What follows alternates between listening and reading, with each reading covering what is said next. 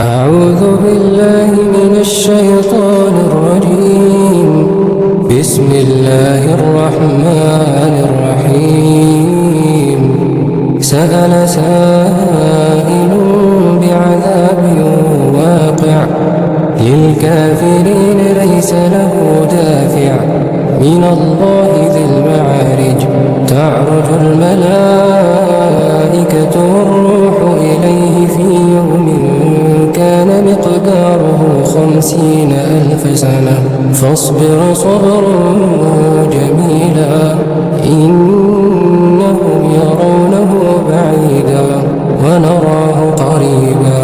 يوم تكون السماء كالمهل وتكون الجبال كالعهن ولا يسأل حميم حميما يبصرونهم يود المجرم لو يفتدي من عذاب يومئذ ببنيه وصاحبته وأخيه وفصيلته التي تؤويه ومن في الأرض جميعا ثم ينجيه. كلا إنها لظى نزاعة للشوى تدعو من أدبر وتولى وجمع فأوعى. إن الإنسان خلق هلوعا إذا مسه الشر جزوعا وإذا مسه الخير منوعا إلا المصلين الذين هم على صلاتهم دائمون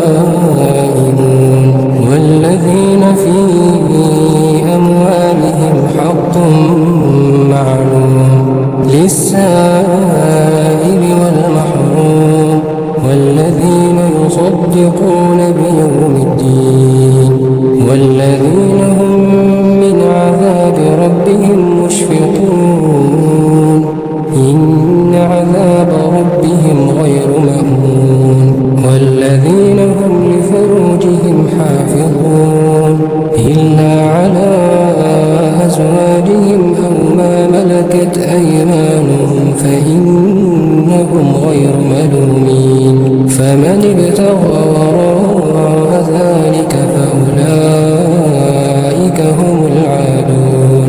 والذين هم لأماناتهم وعهدهم راعون والذين هم بشهاداتهم قائمون والذين هم على صلاتهم يحافظون. أولئك في جنات مكرمون. فما للذين كفروا قبلك مهطعين عن اليمين وعن الشمال عزين. أيطمع كل امرئ منهم أن يدخل جنة نعيم. كلا إنا خلقناهم مما يعلمون. فلا أقسم برب المشارق والمغارب إنا لقادرون على أن نبدل خيرا منهم وما نحن بمسبوقين. فذرهم يخوضوا ويلعبوا حتى يلاقوا يومهم الذي يوعدون.